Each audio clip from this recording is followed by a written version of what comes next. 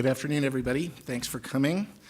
Welcome to this second one-on-one session. This one is going to be a bit of a segue from the first session, which, as you all just experienced, was focused really on climate science, about the way the climate system is changing, what the impacts might be. We're going to focus in on the climate negotiation process with a strong focus on the Paris meeting last December, which was one of an ongoing series of negotiating meetings that's been occurring now for multiple decades. It's always a little depressing for me when I try and research a few facts and figures to get ready for this, and I realize that this recent meeting in Paris was COP21. COP is the Conference of Parties of the Framework Convention on Climate Change, and I got involved in this preparing for COP3, which was in 1997 and was held in Kyoto, Japan. And so I've been involved with this process ever since that time. Back then I was a government employee. I was part of the US negotiating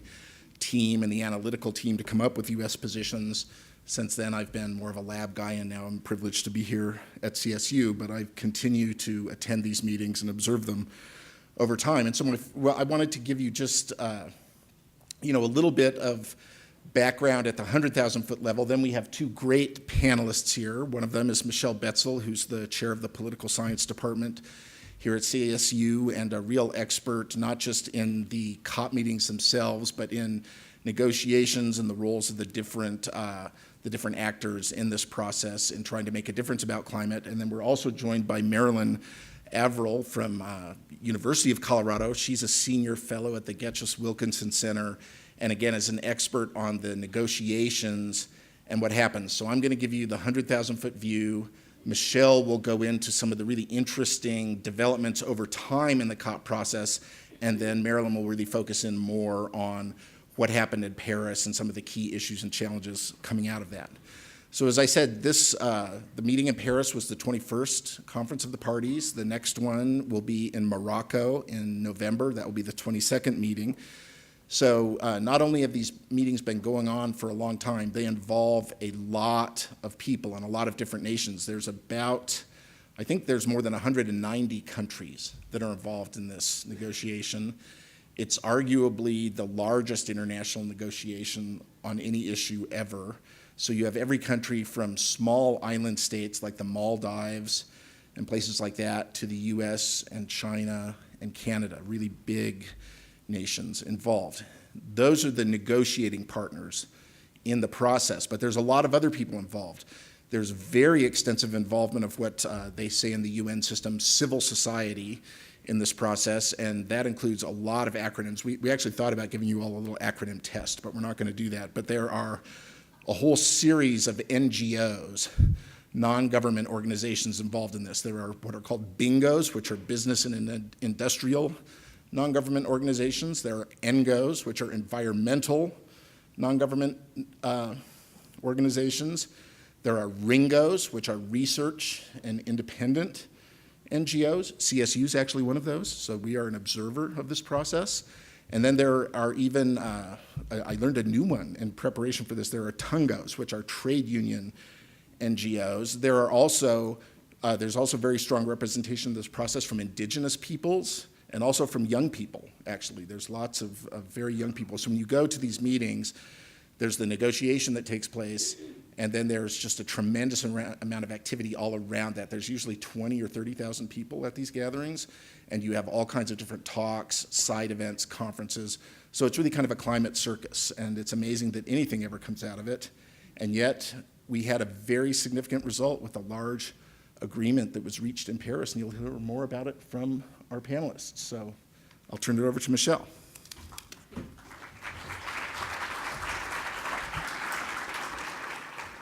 All right, I think there's one slide for this presentation. I guess I can there we go.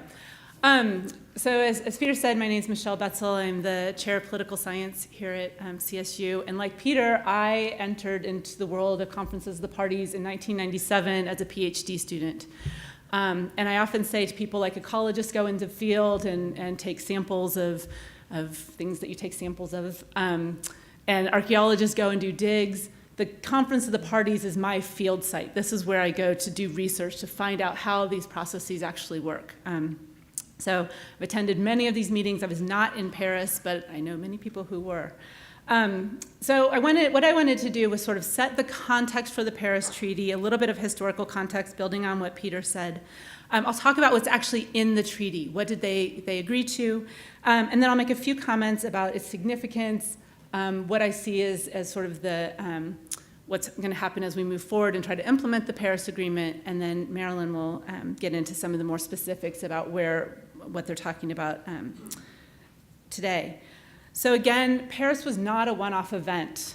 So countries have gotten together multiple times a year to talk about climate change since the early 1990s. Again, Paris was COP21. No matter what was happening, what the outcome of Paris had been, they were already planning COP22. So when we think about what happened in Paris and evaluate the Paris Agreement, it's important not to think about it as an endpoint. And I'll talk about the fact that one of the significant outcomes of Paris was it actually put into place a process to continue to more closely monitor our progress towards meeting climate protection goals. Now, actually, the last COP that I attended, Conference of the Parties, was in 2009 in Copenhagen. And the history of climate negotiations, we had in 1992, we had the UN Framework Convention on Climate Change, which sort of established that this was a problem. Countries committed to starting to do something about climate change. In 1997, you had the Kyoto Protocol, which was sort of an add-on to the UN Framework Convention. But then it's been since 1997, there has been no other formal treaty agreed upon within the Conference of the Parties negotiations. Lots of expectation that this would happen in 2009 in Copenhagen. Tens of thousands of us gathered, heads of state, President Obama, everyone was there, and the talks ultimately broke down. As the dust has settled, the initial reaction was, oh, Copenhagen was a failure, climate talks are a failure, but some things that happened in Copenhagen actually laid the foundation for Paris. So the reason that there's lots of reasons that Copenhagen failed, and we could talk more about that, but one of the biggest, and one of the things that has stymied all sort of climate change negotiations at the international level is questions over which countries bear the responsibility to take action on climate change, to reduce their emissions. Back in 1992, in the Framework Convention, the parties agreed on a principle called common but differentiated responsibilities. And that essentially built a wall, some people have called it a firewall, between the wealthy, industrialized countries of the global north, countries in Europe, North America, Japan, and the poorer countries that we often refer to as developing countries or the global south. This includes much of Africa, Latin America, India, and China is in that category as well. And there was an explicit agreement back in 1992 that the wealthy industrialized countries had a responsibility to go first in taking action on climate change, based both on historical responsibility and on their economic situation, that they had resources that they could put towards this issue and weren't dealing with some of providing the basic needs of their citizens. And ever since, that common but differentiated responsibilities has really made it hard to come up with an agreement that brings in all countries. So in 1997 in the Kyoto Protocol, that contained commitments only for the industrialized countries to reduce their emissions below 1990 levels. By the 2000s, it became clear that this was problematic. The science was better. We knew more about what the risks were, and as Brian was talking about in the last session, the more science we do, the greater the risks appear. We understand them better. But also, there was a fundamental change in the emissions trajectory. So back in 1992, the US was the largest emitter globally. China was number 2, but it emitted half as much as the United States. And then all other developing countries were way behind that. Well, rapid economic growth in countries like India, Brazil, and China meant that in 2007, I believe, China surpassed the US as the world's largest emitter. So it's not tenable to be able to address the problem of climate change if you don't bring in particularly the large developing country emitters. So this idea of this common but differentiated responsibilities, this firewall, had to go down. But the question was always, how do you do that while recognizing real differences between countries? So at the end of the day, they threw out more than 200 pages of draft text at Copenhagen and came up with about 18 paragraphs, about a page and a half, that was sort of written in back rooms by just a few people. But it laid the important groundwork for Paris and really shifted the political dynamics. So the first thing that the Copenhagen Accord did was it set a target to limit warming to no more than 2 degrees Celsius, or about 3.6 degrees Fahrenheit, above pre-industrial levels. So countries, for the first time, sort of set a tangible target. Before that, it had been, we want to avoid dangerous interference with the climate system. But what that means, nobody had really known. The Paris Agreement reiterates that commitment to holding emissions warming to no more than 2 degrees, but it went further. It actually signals that maybe we want to think about 1.5 degrees. This actually came out of left field. No one expected this to happen, but it's embedded in the Paris Agreement that we should think about a 1.5 degree target. Paris says we should aim to peak global emissions as soon as possible and ideally reach net zero emissions in the second half of the century. Another big breakthrough in Copenhagen was that countries agreed to mobilize $100 billion a year in climate finance by 2020 to assist developing countries in both their mitigation activities and in adaptation. So it essentially said, in return for now being part of this global agreement, we're going to provide resources to help countries meet those goals. This was reiterated in the Paris Agreement and was essential in getting a lot of developing countries to the table. Probably most importantly is that Copenhagen put into place something called a pledge and review process. And this really was sort of a last-ditch effort. So, in Copenhagen, what they were trying to do was come up with one target that all countries would agree to and then go home and implement in their national legislation. And they just couldn't do it for some of the reasons that I've talked about. So literally at the last minute, sort of the people who were leading negotiations threw up their hands and said, okay, tell us what you're willing to do, right? Just tell us what you're willing to do. And it actually created this process where countries were asked to come forward and say, here's what we are willing to do. Here's the commitments we're willing to make. They asked the developed countries come up with targets and timetables, but it didn't all have to be the same. Developing countries were asked to propose actions like improving energy efficiency. These came to be known, and here's an acronym, as INDCs, Intended Nationally Determined Contributions. And these are the basis for the Paris Agreement. So by the time parties arrived in Paris, 160 countries had submitted their INDCs, had said, here's what we're willing to do. That covered 95% of global emissions, 96% of the world's population. And of course, the US and China had agreed on a bilateral agreement to cooperate on climate change and set their own targets in 2014. So really, this fundamentally solved the political problem. Rather than trying to come up with one target that everybody would agree to, what Paris did was essentially formalize what countries were already doing, right? The politics was sort of taken out of that. So for many of us who have been longtime observers, it wasn't a surprise that Paris was a success compared to Copenhagen. The political dynamics had fundamentally changed and solved a lot of the political problems that had been in place. The other big thing about the Paris Agreement is that for the first time, all countries are under a common regulatory framework. Again, that doesn't mean they have the same commitments, but they're under a common set of rules to deal with climate change. By 2020, every country needs to have submitted its INDC.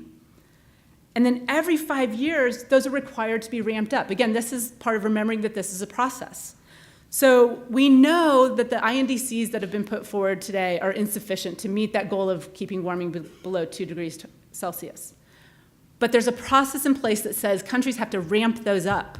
And in 2023, there'll be a stock taking that'll say, we'll sit back and we'll look at all of this and figure out, given new information that we have on the science, do we actually need to go further? But so there's processes in place to sort of monitor and ramp all of this up. It allows different countries to move at their own pace based on their own circumstances. And again, it just made the politics so much easier, and so we were able to have a Paris Agreement. But of course, the ultimate success of any agreement, any policy, is whether it can be implemented. And here I think there's room for optimism. Again, Paris formalizes what countries have already agreed to do. In the US case, this is huge because the US did not commit to doing anything that hadn't already been adopted either in legislation or executive order. This means Paris does not have to be ratified by the Senate. In fact, there was a last-minute word change to make sure that that was absolutely clear. But so again, countries have already put into place policies and made investments to implement what they've agreed to in Paris.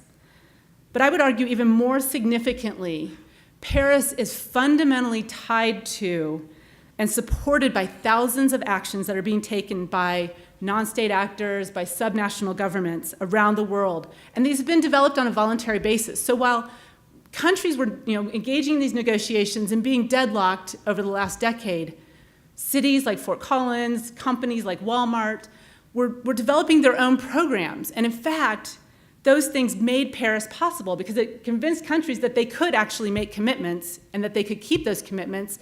And much of the Paris Agreement will then be implemented by these same actors. So again, I could give lots of examples. Cities have climate action plans. They've integrated climate concerns in their activities, from building permits to transportation, waste infrastructure. Fort Collins is a global leader in this regard. The ClimateWise program, I see Kathy Collier over there, has been central to sort of integrating this into the fabric of what we do here in Fort Collins. We have active carbon markets. Ironically, the largest carbon market in the world, and the idea of carbon markets was actually developed in the US. The largest carbon market is in China. You have companies that are voluntarily disclosing their climate risks to their shareholders. Walmart is working to reduce emissions throughout its global supply chain. Some people would argue that has way more direct impact than any international agreement. Scott mentioned architects. Architects have made huge strides in building efficiency. Utilities are investing in clean energy. Together, these actions have changed how we think about climate change. So for many people, addressing climate change is actually a business opportunity, right? It's an opportunity to make money, build a better future. It's not, going back to Scott's talk, it's not sort of that scary risk. So just all of this is to say that the Paris Agreement, it's not an isolated piece of paper that can be easily dismissed or dismantled, and I would argue even if Donald Trump wins this election.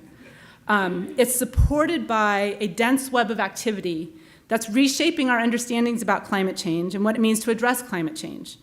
So there's a great deal of momentum, and it's not dependent on any single policy or agreement. Thank you.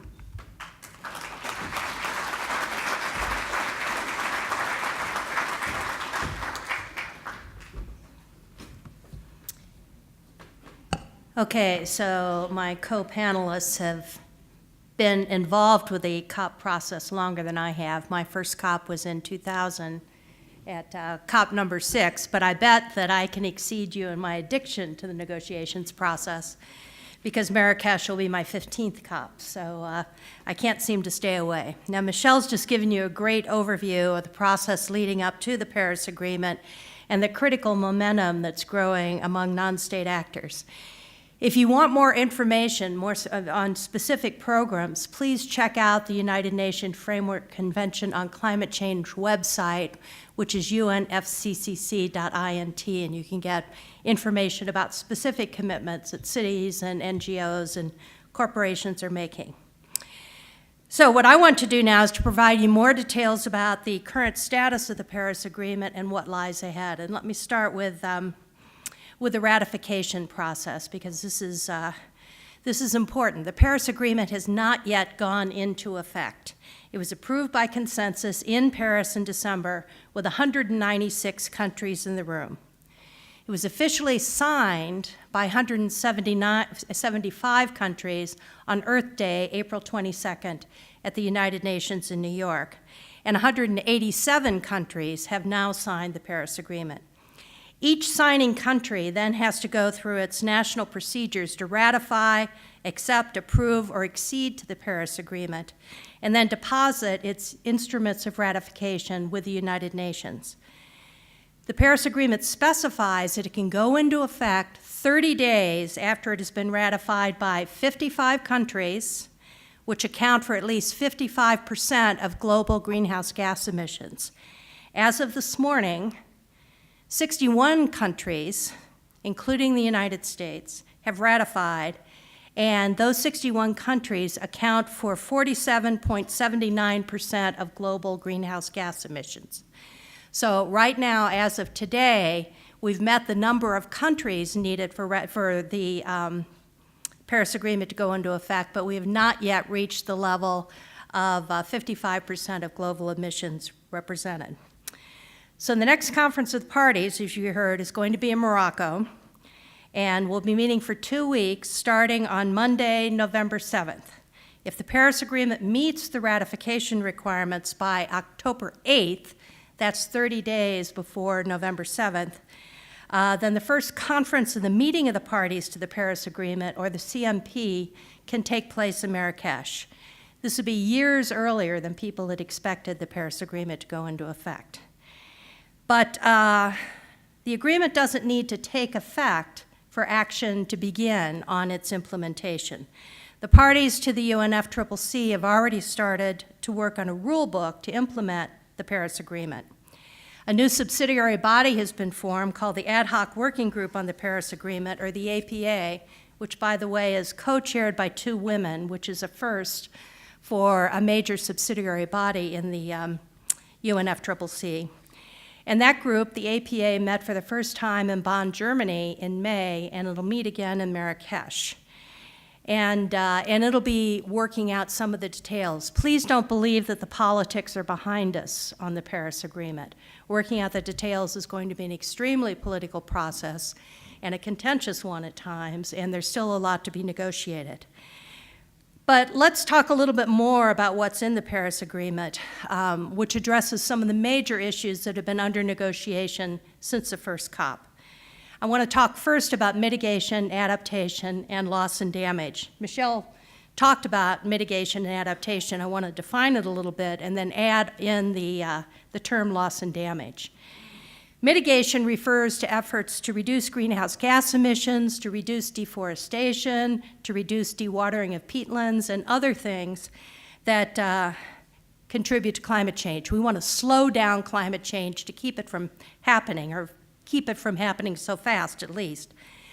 But we all know, particularly from the last session, that climate change is already happening in some areas, and communities must take steps to adapt to the changes that they are facing and to strengthen their resilience to future changes. That's adaptation. But in spite of our best efforts to mitigate and to adapt, there's still some people who are going to be injured by the changes that we know are coming. And that includes small island states that could actually disappear as seas rise. There's already an Alaskan community that has to relocate, probably partly due to climate change because of erosion that's actually undermining their community. Loss and damage refers to those residual injuries that can't be addressed through mitigation and adaptation. The Paris Agreement includes a provision to support efforts to minimize loss and damage, particularly those resulting from extreme weather events and slow onset events such as sea rise. Other provisions of the agreement cover issues that are going to be required to achieve the implementation of the agreement, such as financing, technology, and capacity building. And the agreement sets up the framework within which it will be operating. So again, I said that the politics aren't behind us. The Paris Agreement provided a broad overview of many issues, but I want you to think for a minute about how hard it must be to get 196 countries to reach consensus on anything. Many contentious issues were deliberately described ambiguously in order to reach agreement. Without being ambiguous, we could not have reached consensus and come to agree on the Paris Agreement. But those issues now need to be addressed and fleshed out a little bit more specifically. And some of the most important ones you're going to be hearing about in future negotiations include differentiation, loss and damage, transparency, and financing. So let me go back to Michelle's discussion about common but differentiated responsibilities, because that's the heart of differentiation. It appears in both the Framework Convention and in the Paris Agreement.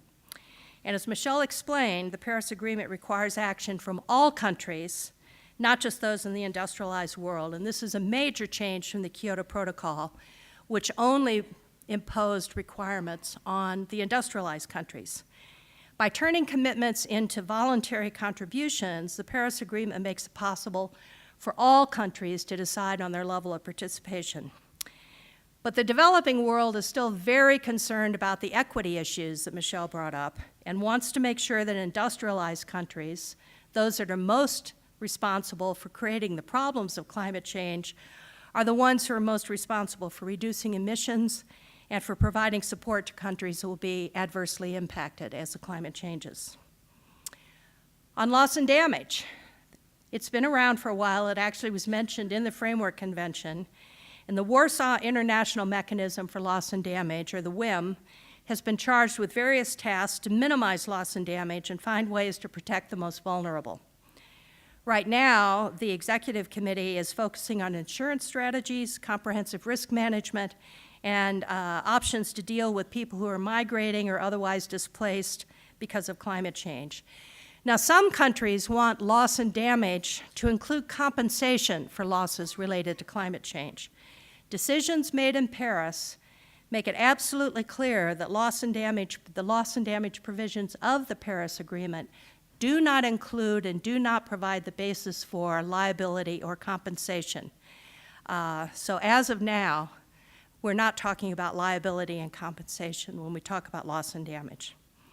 On transparency, country contributions are voluntary, but there are provisions for monitoring progress on the intended nationally determined contributions, or INDCs. Countries have not yet reached agreement on what those provisions will be or how much flexibility will be allowed. Some countries remain concerned that requirements for monitoring and reporting will violate their national sovereignty, while others emphasize the importance of being transparent about progress if we are to hold countries accountable and to ramp up ambition in the future. On finance, Michelle talked about the agreement in Copenhagen to raise $100 billion a year by 2020. Well, that money is pretty slow to appear. We're not nearly reaching those levels right now, and the developing world is concerned that we're not getting the kind of money that they had expected to finance their actions on climate change. There's also a continuing controversy over the sources of funding. The developing world wants governments to pay directly for their climate change, for the developing world's climate change activities. But the industrialized countries say that it was never intended to have governments pay all of that $100 billion, that it was to come from both public and private sources. And there's much talk about the need to create enabling environments to attract private investments into developing countries. So those are some of the issues that are going to be under serious negotiations. I also want to talk about response measures, which also will be negotiated, because this is a particularly relevant issue for the energy sector and particularly for fossil fuel industries.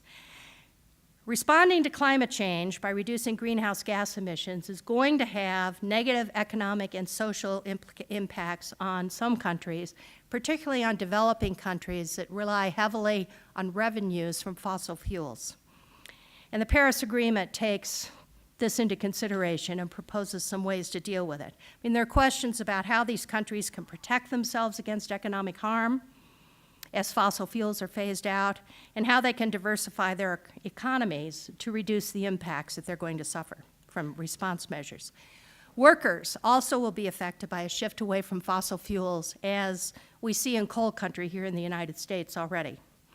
Trade unions and others, the Tungos, are strongly advocating for a just transition to help workers in fossil fuel industries and other industries affected by response measures to find equivalent work elsewhere. I want to talk about capacity building because universities such as CSU can play a really important role in capacity building in the developing world. Reducing emissions, helping communities to adapt, increasing resilience, and minimizing loss and damage all require high levels of know-how. Developing countries are the experts on local conditions and on the effectiveness of different programs that they've introduced there, but may need help with training and education to effectively install, operate, and maintain new technologies, to design laws and policies that will support mitigation and adaptation, and attract investors, and to identify best practices for adaptation, to monitor emissions, and to create and reshape institutions to deal with climate change. Parties are looking for innovative ways to build capacities that go beyond brief training sessions given by consultants brought in from the industrialized world. A new model is needed that will include research collaborations, scholar exchanges, training and education, and other ways of building in-country capacities. The goal is to develop long-term relationships across countries in order to improve the understanding and capacities of everyone involved with climate change. Excuse me. So the Paris Agreement is off and running. You're going to be hearing a lot more about it. And it's going to be off and running whether or not it's ratified before the Marrakesh meetings. But much still needs to be negotiated about specifics. So stay tuned and check your local newspaper and TV news to hear how the parties shape the implementation in the Marrakesh COP.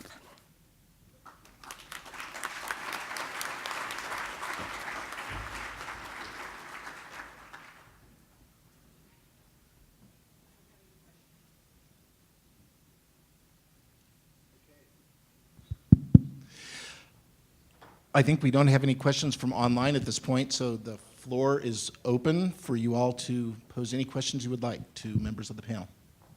Here's one, right here.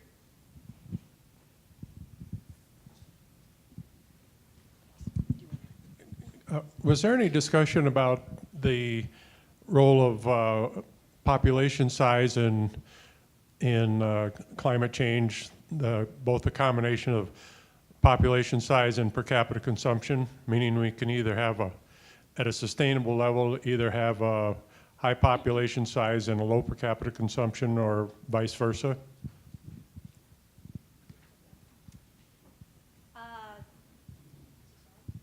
Is this on? Can you hear me?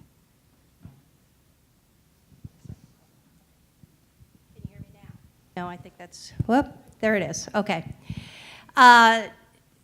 Population size is not something that is normally discussed in the negotiations, probably because it is too political to really get anything done. Production and consumption are, however, and we talked earlier about China surpassing the US in terms of overall emissions, and in the next year or two, they'll surpass the US in terms of historical emissions, how much they've emitted since 1850. But where China still is way behind the US is on per capita emissions. And so the metrics that you use to measure climate change really vary with population and production and consumption. There is a component on production and consumption in the Paris Agreement, but the population issue is not usually part of the negotiations. I would add to that in the kind of impacts research that was discussed in the previous panel, population size is one of the critical variables that's considered, especially by the modeling community, as they look at potential impacts.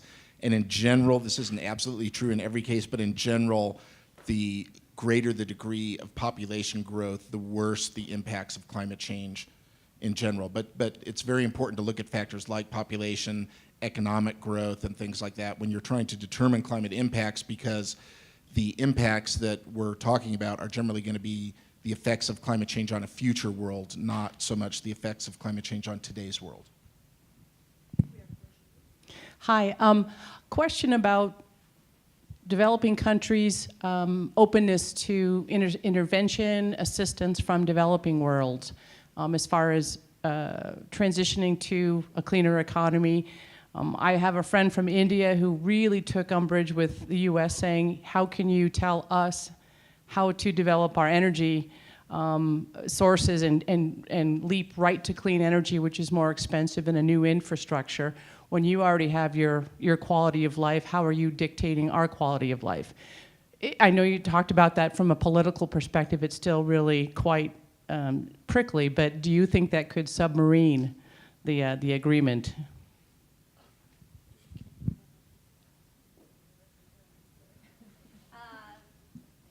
This is one of the key issues in the idea of common but differentiated responsibilities, which, by the way, I see as a continuum, that not even a continuum, every country has different capacities, different responsibilities. the way you initially framed your question about whether they're open to assistance from the industrialized world, they're not just open to it, they're demanding assistance from the developing world. I mean, we talk about this as a climate change negotiation, but it's as much about sustainable development and about development in general as it is about climate change. And countries like India, the whole developing world is saying, we are very concerned about climate change. We're willing to do our part, but we need to develop. Our people are demanding that we develop. We want to look more like the United States in terms of development. If you want us to develop in a more responsible manner, if you want us to engage in sustainable development, you need to help. You need to provide the financing and the capacity building and the technology. Technology transfer is a major issue. We can't put in new technologies. Coal plants are much cheaper. If you want us to go with something different, the industrialized countries, will need to pay for that. So this is part of the overall equity discussion that is always underlying the climate negotiations. And I would argue that's not just the climate negotiations. This is something that permeates every international negotiation, that it's about the developing world saying to the industrialized world, if you want us to take action to address the problems that you've largely caused, you need to pay up. And that's why the agreement to mobilize financing, even though it's not even coming close, but that at least opened the door for the developing countries to talk about taking on commitments. Here's one. You have about 4 minutes, I think, Peter. Okay, my question deals with not only the United States and its internal consumption of energy, but a lot of the products that we brought in are being created with energy that's used in other third world countries, and we're really part of the problem because we keep buying all this stuff from them. Any comments? Well, you're right. I mean, Marilyn made the point, and I think Peter was making the point too, that it's not that straightforward to say, let's figure out what everybody's emissions are and then make cuts. Right now, we do largely consumption-based emissions. So we measure emissions that are based on consumption in a particular place at a particular time. I've seen estimates that over half of China's emissions are to export goods to other countries. So we've essentially displaced our emissions. So some have argued we should do production-based emissions targets. That's another political debate because how you measure it leaves some people in a better position than others. This is the same with population. If you set per capita targets, that makes it easier for some countries to meet those targets than others. So, yeah, certainly didn't mean to say the politics are out of this, but that's one of those of how you define even what it is we're trying to reduce. Thank you.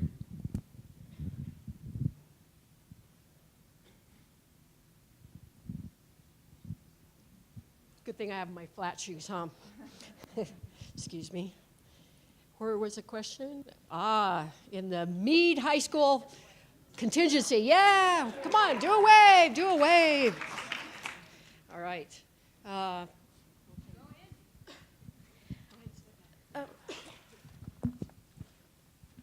So my question is that although less developed countries are developing, as they become more developed, their agreements to the Paris Treaty, wouldn't they have to change as well? Because as they are growing and developing more influences into the outtakes of the environment, do they have to change their responsibilities? Because I heard that it was voluntary. Wouldn't there be issues faced with that?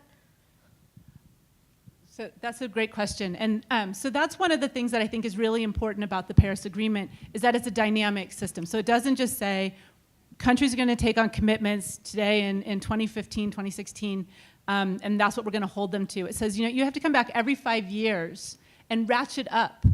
And so then take into account what the national circumstances are. So if you have rapid economic growth over the next 5 years, and that has changed both the emissions trajectory, but also the possibilities, right? The amount of resources that can be invested, then those should be reflected in the new INDCs. And a big part of this is going to be what happens with the monitoring and reporting. So, are we allowed, what will happen in terms of evaluating those INDCs that countries make And who gets to decide, and how did we decide whether they've ramped up enough over the 5-year period? But I think that's a great point, and the Paris Agreement has tried to at least begin that process.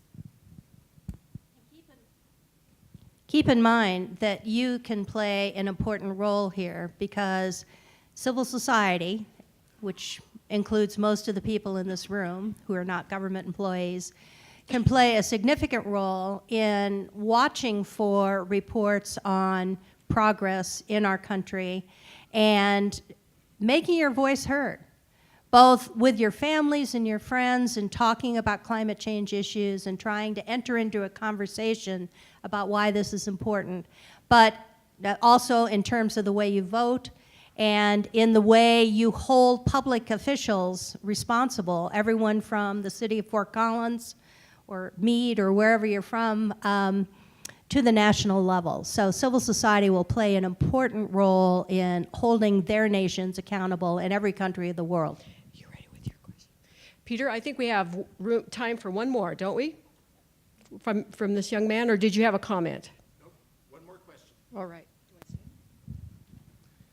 How effective do you think the COP22 discussions will be in Morocco, and what do you think they will agree on? Well, I think a lot will be discussed.